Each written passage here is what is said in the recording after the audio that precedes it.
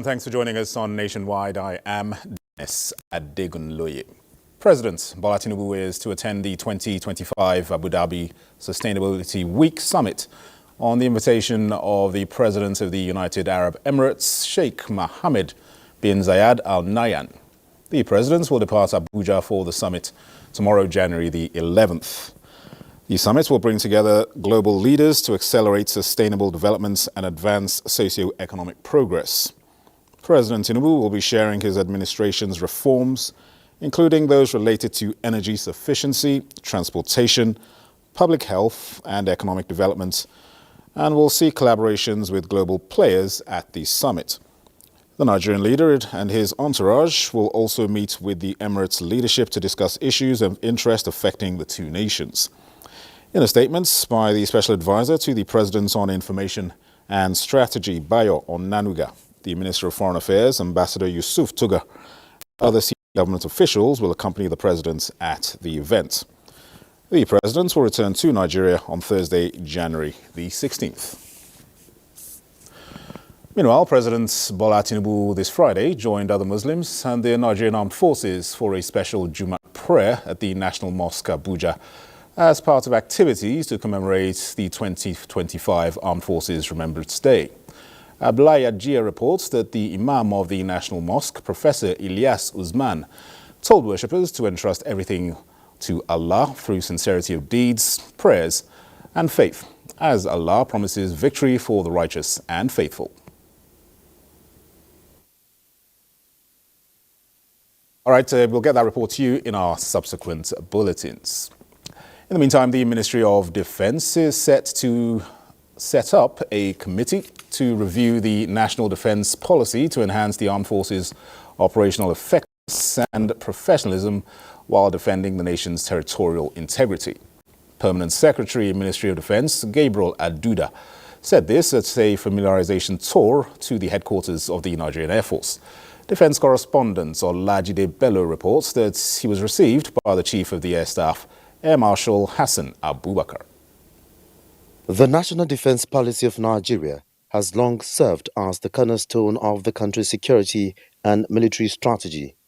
As new technological advancements emerge, it becomes essential for the military to adopt a revised policy that would facilitate the integration of cutting-edge technologies into the armed forces operations. This would not only enhance the military's capability in modern warfare, but also improve the effectiveness of peacekeeping missions, border patrols, and counter-terrorism efforts, ensuring that Nigeria remains resilient in the face of both conventional and non-conventional threats. Because ideally we should have a review every 5 years. I think the last one was in 2017 or so.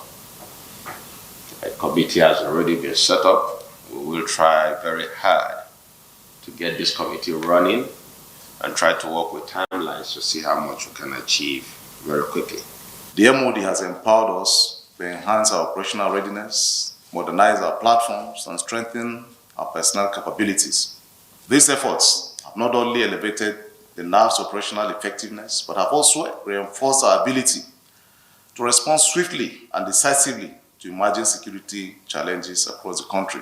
A stronger policy review would provide an opportunity to redefine recruitment strategies, training programs, and leadership development by instilling a culture of professionalism, accountability, and ethical conduct within the Nigerian Armed Forces. Olajide Bello, NTA News.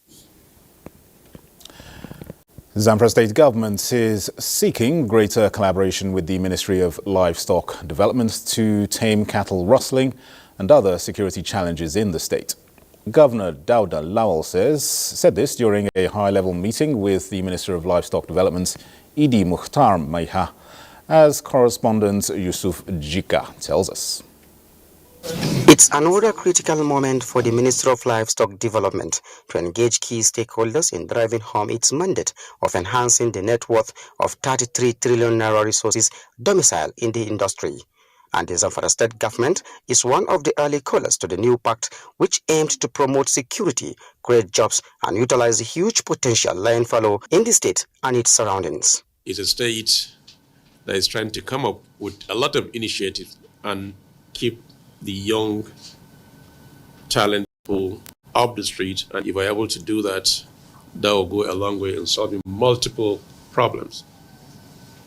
So we want to be partners in this regard. The Minister of Livestock Development can only work and succeed in its mandate if we collaborate organically with the rest of the state governments. They have the land, they have the grazing reserves.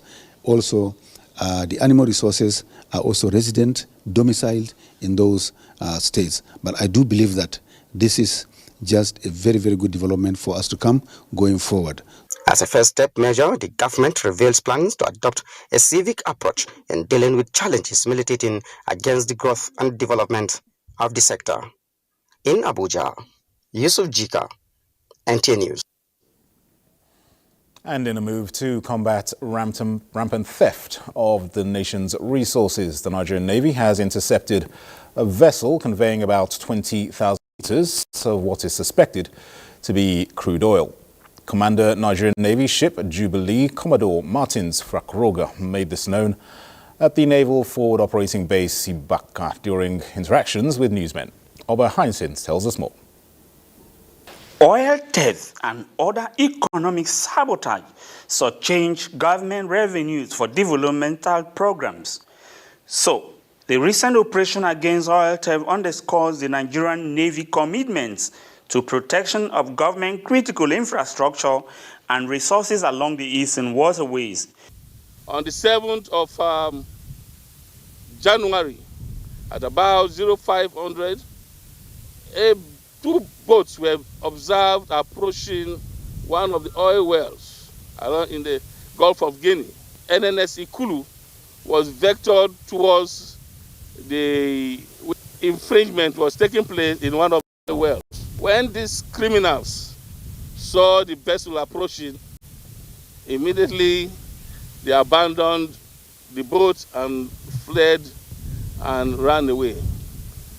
5,000 liters of LPG tanks, 3 service tanks, 4 submersible pumps, and 3 outboard engines. 2 of the 10,000 liters of GP tank was containing approximately 10,000 liters of products suspected to be crude oil. However, the test will be conducted and further investigation will reveal actually what that product is. The Naval's action formed part of a broader strategy to sustain the fight against criminalities and sabotage along the Nigerian waterways. In Calabar, Oba Hyacinth, NTA News. And staying with security-related matters, the Nigerian Army says it is committed to addressing the challenges of post-service life with a view to fostering loyalty, boosting morale and dedication among troops. The Chief of Army Staff, Lieutenant General Olufemi Oluyede, made this known at the inauguration of the Nigerian Army Post-Service Housing Development's corporate headquarters and officers' residential accommodation in Abuja. God and service of humanity. The post-service housing scheme for the Nigerian Army is a vital initiative that underscores the vision of the Chief of Army Staff to prioritize the welfare of soldiers beyond active service. Recognizing the sacrifices made by the military personnel in safeguarding the nation, the scheme provides a secure and sustainable housing solution, ensuring dignity and stability for officers and their families after retirement. As the Chief of Army Staff, my desire is to have a vibrant post-service housing development limited that can help achieve one of my cardinal welfare schemes, which is the provision of befitting post-service accommodation for Nigerian Army officers and soldiers.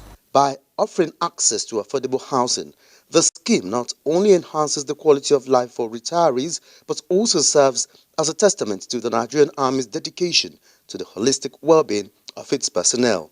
The Post-Service Housing Development Limited was established in 1996 to implement the Nigerian Army Housing Scheme with a mandate to provide affordable homes into which officers and soldiers of the Nigerian Army could retire into. Such measures are instrumental in reinforcing trust between the institution and its workforce, thereby strengthening the overall effectiveness and unity of the Nigerian Army. Let's turn our attention to other news now. In a bid to end the cycle of corruption which has hampered developments in Nigeria, diplomatic efforts are being made by the federal government to initiate recovery of looted funds stashed in foreign lands. This is yielding results as the United States has signed agreements in Abuja to return more than $52 million in illicit funds recovered from the former Petroleum Resources Minister, Dizani Alison Madwike, and her associates. It's not only a testament to the unwavering commitment of our nations to fight corruption, but also signifies the commitment of the United States of America to facilitating investigation and supporting integrity and accountability in governance. As agreed, the $50 million of the repatriated funds will be utilized through the World Bank to partly fund the rural electrification project to increase the reliability and availability of renewable energy in Nigeria. While a balance of $2.8896 will be disbursed as a grant by Nigeria to the International Institute for Justice, IIJ, to support the rule of law and counter-terrorism projects. This agreement, I think, marks a significant milestone, as the minister said, in the ongoing collaboration between our two governments in combating corruption, upholding the rule of law.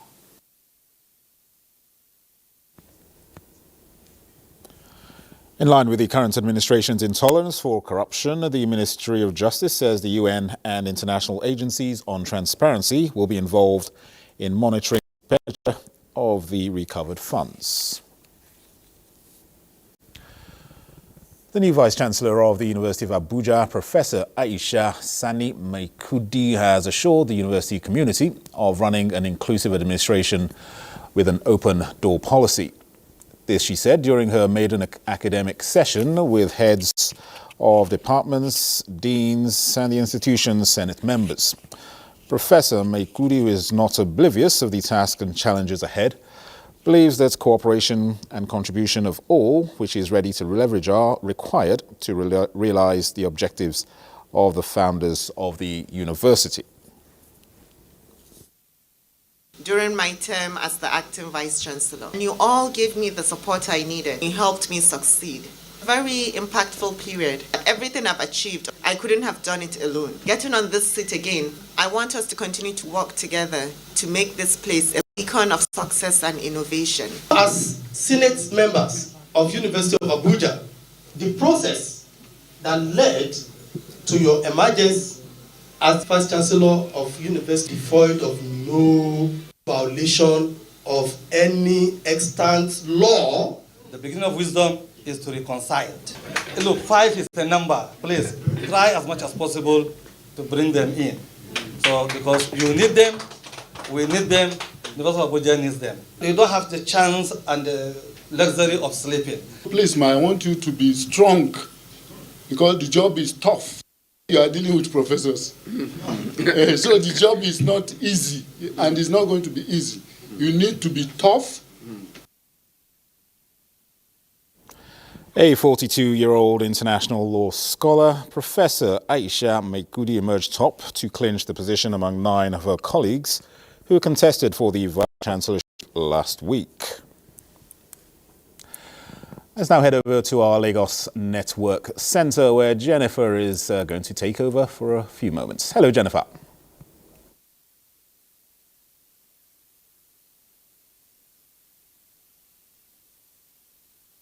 Centre, where Jennifer is. Now, although relevant health safety authorities are assuring Nigerians that there is no cause for alarm, the nation and the international community have continued to monitor the outbreak of human metapneumovirus virus in China. Experts say observance of safety protocols in public places, particularly improvement in personal hygiene, is a major defense against viruses that may emerge in years to come. Joel Pupola reports. Advent of the COVID-19 introduced a normal, which are safety protocols that curtail the spread of the dreaded virus even before the development of vaccines, and this culture, which many have jettisoned, might be very apt at this time when global attention is once again on China, which is currently grappling with the spread of HMPV. While many Nigerians have not forgotten the traumatic experience of COVID-19, the Nigerian Center for Disease Control and Prevention has issued a public health advisory to allay the fears of Nigerians, assuring them that the agency is on guard and Nigeria is safe, noting that the WHO has not classified the HMPV as a pandemic. Other health experts and agencies urge Nigerians to be wary of misinformation. So in terms of the new virus in China that was published, it has not been declared by WHO. In terms of medical devices, we have learned that we need to have local content. For Nigerians, it is time to step up on personal hygiene and other safety protocols learned during the COVID-19 era. This many may no longer be accustomed to. Washing our hands is something that has been our culture. It's been normal human being culture so that we can have a better life. I normally observe the hand washing and social distance a little bit. For the nose masks, I've not been using it regularly. Don't go yes, I observe it. I think of that. But now I think Nigeria is. I only do my normal personal hygiene. Just normal personal. The consensus is for relevant agencies of government and the media to keep Nigerians abreast of the latest developments to safeguard their health. In Lagos, Joel Ukmola, NTA News. And to the environment, January 21, 2024 to be precise, the Lagos State government, through its Commissioner for Environment and Water Resources, slammed a ban on the use of styrofoams and other single-use plastics. January 2025, the state authority is emphasizing that there is no going back on the total ban, as it is set to commence enforcement measures by the end of the month. Diana Ajale in this report takes a look at the level of compliance by residents and what styrofoams are used for now in Lagos. Styrofoams and other single-use plastics are non-biodegradable, meaning they can linger in the environment for decades after use, constituting a nuisance and menace. Despite these facts, this class of plastics were once commonly used in Lagos as food containers and for packaging of other items. They were also cheap options for many, particularly for commuters who buy cooked meals on the go. To be honest, they litter a lot. So since the ban, if you can look around, the environment is a little very, very decent these days. It's a welcome development. They are out there. Even before some years back, nobody is used to this kind of plastic, some things are not that now. We have a plate and all that. In fact, can you even expect a student going to school without stereotype plastics and all that? No. The usage of styrofoams and other single-use plastics aggravated environmental pollution, clogged drainage channels, and littered roads and markets. They also hampered efforts to clear and evacuate routes for flood water. Well, the days of using styrofoams and other single-use plastics in Lagos are over. Food vendor Elizabeth Branco speaks on the current state of single-use plastics. It's only this one I'm using. So for your they prefer this one, no? They prefer this one. I'm telling you. But that's why I don't even bother with that one again. When people are complaining that it's costing dirty for everywhere. Environmentalists have suggestions on the way forward. Nigeria as a country, just like the global community, needs to have a transition, a shift in narrative from looking at plastic just from a solid waste perspective to begin to look at it, interrogate it from the other perspective of the content, which is carbon and chemicals. Carbon, impact on climate change, chemicals, impact on public health. Experts advise residents to see the ban as a step in the right direction that can help the state and Nigeria in achieving a sustainable and cleaner environment. In Lagos, Diana Ajale, NTA News. A clean environment is something important for all of us. We'll take a break now, And the news will continue with Susan in Makurdi. Stay tuned. You could join us in Makurdi to improve personnel marksmanship, weapon handling proficiency, confidence and adherence to safety standards. The Tactical Air Command of the Nigerian Air Force, Makurdi, has organized its fourth quarter 2024 range classification exercise. Blessing Omeche Ibute has details.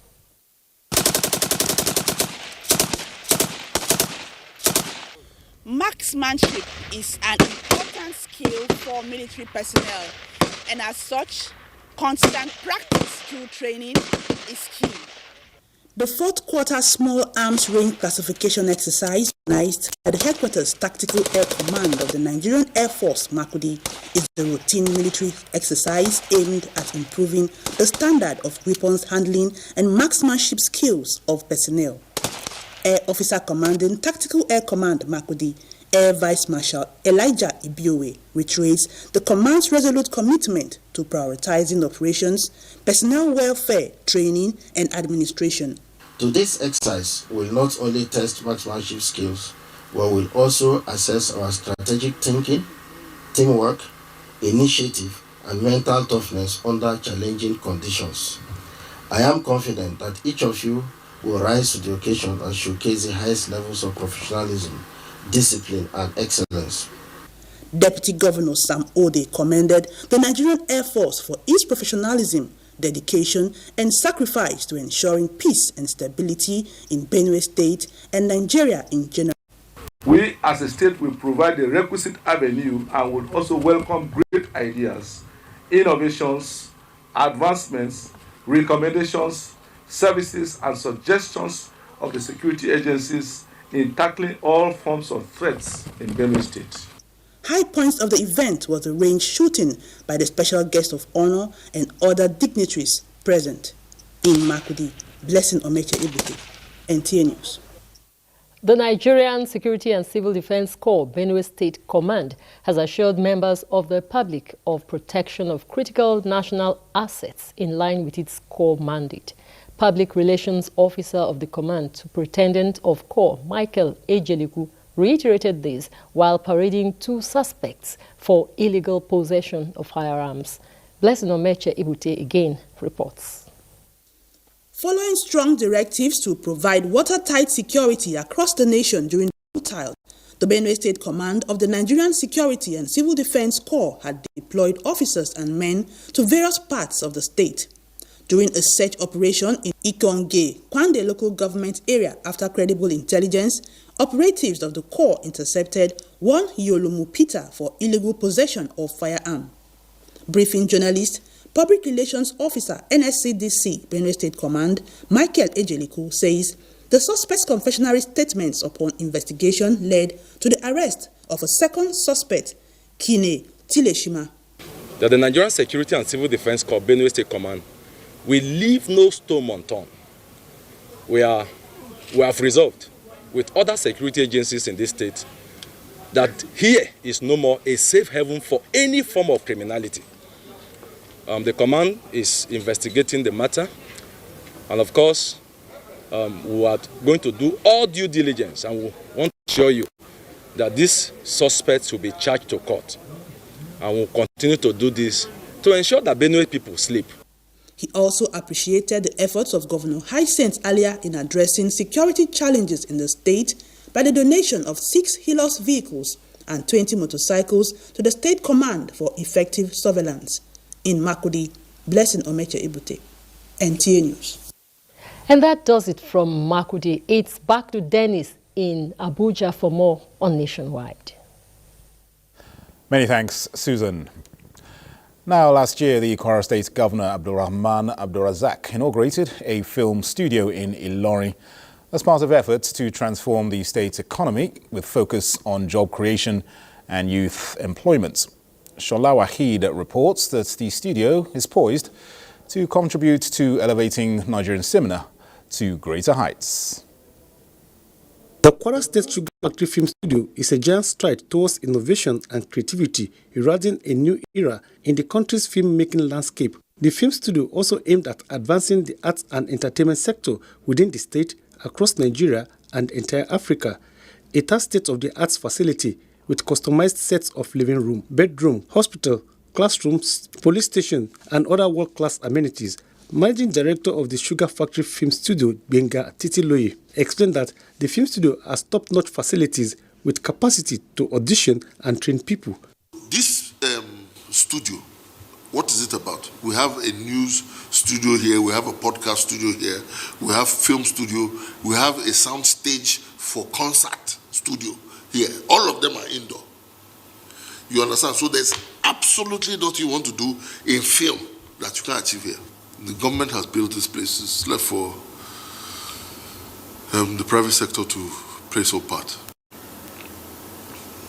The government has put the place in place. The governor can come and act film here. I mean, so the private sector, they should move. You understand? The public sector has moved. Private sector should budge. The studio has already commenced production on several projects.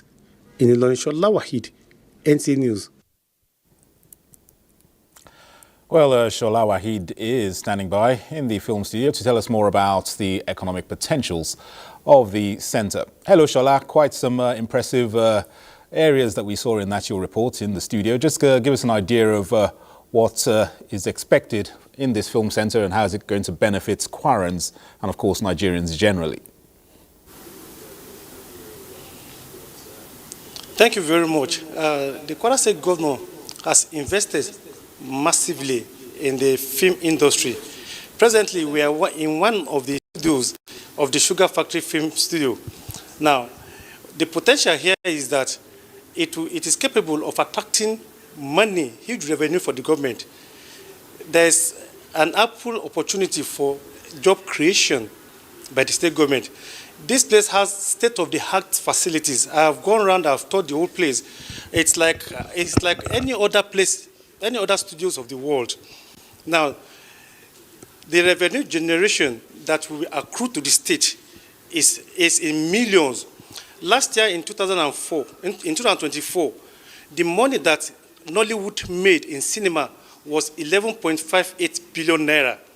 Now, if this is annexed with what is here in Kwara State, the money that will be realized in revenue generation will be massive. This is the part of the potential that we have here in Kwara State.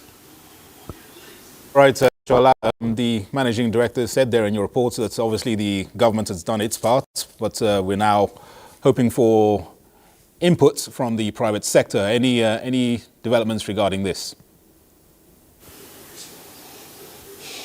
Yes, the private sector is interested, especially stakeholders in the film industry. They were here last year to hold their born anniversary, and they have shown interest. They have shown interest to invest massively here. The governor has done his part. The state government has invested, but much relies on the private sector, who will be using this. Already, as we speak, the authority of this place have already gone out to institutions, to various institutions in the state, and they are auditioning students and any other people who have interest to become artists or actors. And with that, job creation is in the pipeline. Thank you.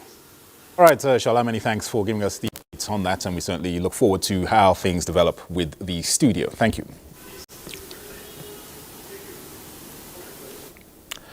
Now, collaboration and a collective approach are sure ways through which challenges facing youths can be addressed in Nigeria and beyond. And this is what the federal government's programs and initiatives are prioritizing. Minister of Youth Development Ayodele Olawande reiterated this when he received a team from the Nigeria Youth Futures Fund, NYFF, in his office in Abuja. Olayinka Uju reports. The productive power of every nation lies in the strength of its youths, who are considered a vital component in nation building. The potential to drive positive changes that translates into national development lies in this dynamic demography. Hence, the reason for the visit by the Nigerian Youth Future Fund, NYFF, led by Dr. Onyeche Douglas, who sees the engagement of Nigerian youths in current governance processes and leadership positions as a panacea for achieving the Nigeria every youth wants. Our focus this year being on addressing fundamental national questions, promoting inclusion, amongst other things, and certainly helping with the implementation of things like LGA autonomy, support where possible with the youth policy. We also support individuals, organizations that are focused, that are youth-led, and that are focused on youth civic engagement with grants. We've actually started the cycle for 2025. For the Youth Minister, Ayodele Olawande, a sustainable framework is already in place to not only address the immediate concerns, but also ensure young people harness their potential through empowerment and skills acquisition. Somebody was still talking about the budget allocation to the ministry, and I said we must grow beyond this time around. And that is why the fund at the back of this organization is very important. I want you to join us as a ministry to look at the productive visions that we have to support the young people. It was, however, agreed during the visit that international organizations and donor agencies need to support efforts that create a better future for Nigerian youths. Olainka Ojo, NTA News. Let's take you to Bauchi State now, where Governor Bala Mohammed has handed over the rescued children who were trafficked to their parents with a call on them to ensure proper monitoring of their wards. Awal Abdullahi has details of the handing over, including that of a 4-year-old boy. A 4-year-old Isa Abdul Qadir, Salisu Gambo of 5 years, and a girl of 6 years old, Khadija Zakariyau, were taken away by a co-tenant in Gwalameji area of Bauchi Police and later reported to have been sold in Anambra State. On December 19, 2024, the State Criminal Investigation Department of Anambra Command successfully apprehended Obonna Adaizi, a 45-year-old woman who was found in possession of 2 of the missing children, Isa and Nana. The remaining child, Sabo Salusu, was sold for 2 million naira to Obiagili Nwadiagu, a staff of the Post-Primary School Service Commission in Oka. Governor Bala Mohammed commended the collaborative security efforts in both Bauchi and Anambra states of rescuing the adopted children, assuring his administration's commitment to ensuring necessary legal steps in against the traffickers. Certainly, I think it is a manifestation of poverty, of conscience, of mind, and poverty of pocket. That we are going to raise this issue with our colleagues at the level of National Economic Council so that we can create consciousness. And I'm happy all the governors are together to ensure that this kind of unwholesome affairs or development do not continue. What the parents must do first, what is required of them as parents. They must take responsibility. The governor also acknowledged the contributions by the Standing Committee on Gender-Based Violence led by the State First Lady Aisha Bala Mohammed for ensuring a successful rescue operation. In Bauchi, Awal Abdullahi, NTA News. Citizens have been suggesting better ways of containing fire outbreaks in the country. Ngozi Mokwedi has the view of some residents of Asaba who reacted in the wake of the recent fire incident in Agbo, Delta State. Fire outbreaks are believed to be more rampant during the dry season than in the wet season. And this is attributed partly to the fact that most people do not take precautions. In some areas in Asaba, the state capital, petrol and gas stations most times compete for space with humans in residential areas. And most of the residents do not have knowledge of the do's and don'ts. It's a time bomb because of fire outbreak, which we have witnessed in the time past. And as we stand now, nothing has been done to remedy the situation. In the particular case, we share boundary, that's my family house and filling station. And so people who live around here have to keep praying and hoping that nothing untoward will happen. It is not proper for fuel stations or gas stations to be very close to residential houses. You know, the town planners and those responsible for planning cities should ensure that These things are not close to residential areas. Some blame the government for approving such facilities in such places, while measures are profiled on how to curtail fire outbreaks. Others are of the opinion that trucks with fuel or gas shouldn't have any business in residential areas to dispense their products. Henceforth, government should not approve such investments in areas. 100 to 200 feet away, let's take out the residential houses from such places. They say if all these precautions and more regulations are implemented, the problem will come to an end. In Asaba, Ngozi Mokwede, NTA News. And Ngozi joins me now live from Asaba to talk more on this. Hello, Ngozi. Clearly some concern from residents there in Asaba. What has the government been saying about remedying this situation? Okay, good afternoon, Dennis.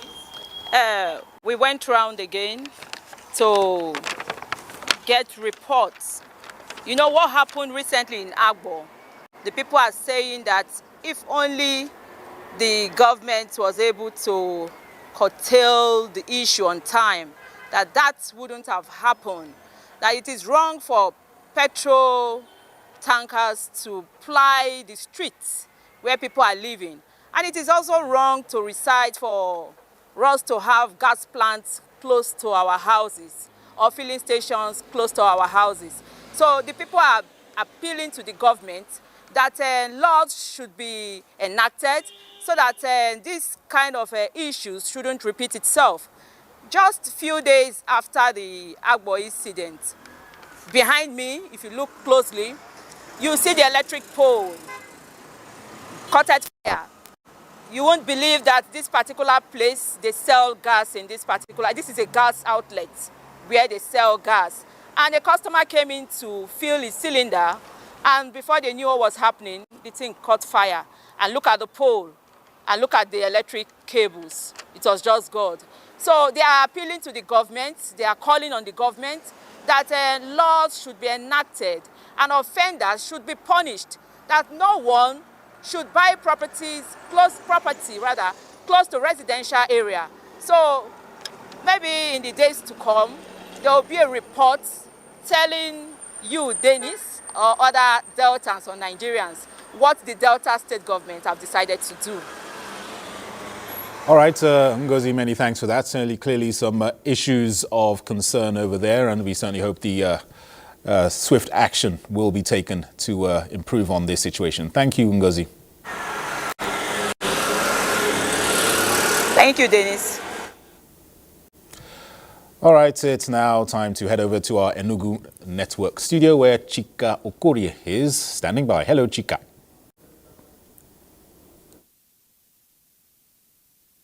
And welcome to Enugu Network Center. Residents of Aba community are commending the efforts of the federal and state government for the provision of dividends of democracy, even in the face of economic challenges. Ikechukwu Ndukwe reports that they are optimistic that 2025 will be a better year. Of the old Imo state, this state has 17 local government areas and a state capital in Umuahia.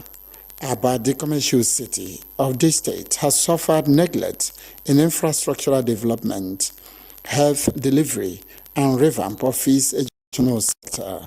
Just after the 2023 election, government is already touching lives of Aba residents through some of its interventions. Topmost in the list is the total rehabilitation of the Port Harcourt Road, which has been abandoned for decades. From Enugu to Umuahia to Port Harcourt, now around the flyover, if you're moving there now, it looks as if it's not Aba then. Construction of roads that links Aba to other states, including Aba Port Harcourt Road and Aba Ikorebene Expressway, being constructed by the federal government, is another feat the people of Aba cannot forget in a hurry. Major federal road that connects Aba and Abia State with other major states are under reconstruction or under construction. Without this connectivity, the business hub center of Aba be attained. The inauguration of geometric power, the installation of traffic and street lights, revamping of bad roads are democracy dividends the people are proud of. This year, 2025, more projects, including the groundbreaking ceremony of the International Cargo Airport, embarked upon by the federal in collaboration with the state governments, are legacy projects that the people are eagerly waiting to reap its benefits. Ikechukundukwe, NTA News. Following the strategic repositioning of the primary healthcare centers across the 21 local government areas by the Anambra State government, more women are accessing free antenatal care and other medical services. Jane Francis Obi reports that the move accounts for the reduction in maternal mortality and morbidity rates in the states. Maternal mortality and morbidity remain an important public health priority and are key indicators of women's health worldwide. Factors such as distance to facilities, poor quality prenatal and maternity care services, and lack of funds to engage health professionals, among others, are impediments to women and maternal health care.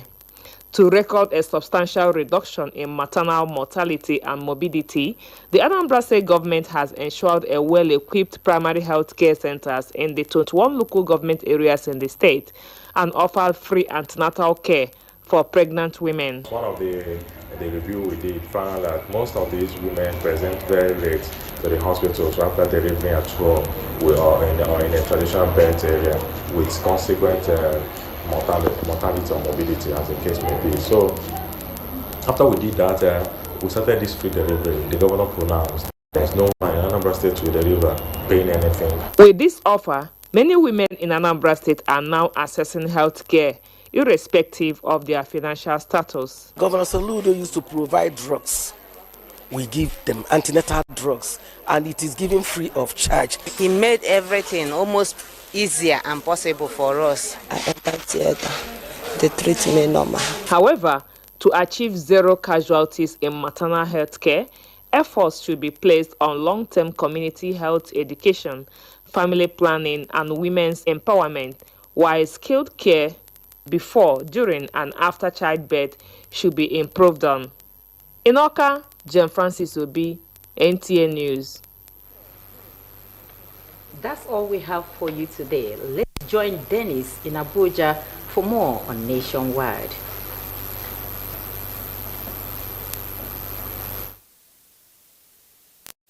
Thank you very much, Chika. Now, President Bola Tinubu congratulates Dr. Segun Oshogbar as a renowned historian, activist and scholar on his 90th birthday, January the 9th. The president describes him as one of Nigeria's finest minds. After many years of activism and scholarship, Dr. Oshogbar retired from the Obafemi Awolowo University, Ile-Ife, as a history lecturer in 1991. In a statement from the Special Advisor to the President on Information and Strategy, Bayo Onanuga, the President lauds the celebrant's efforts in advancing the frontiers of knowledge, promoting scholarship, and inspiring generations of Nigerians, as well as contributing to Nigeria's constitutional development.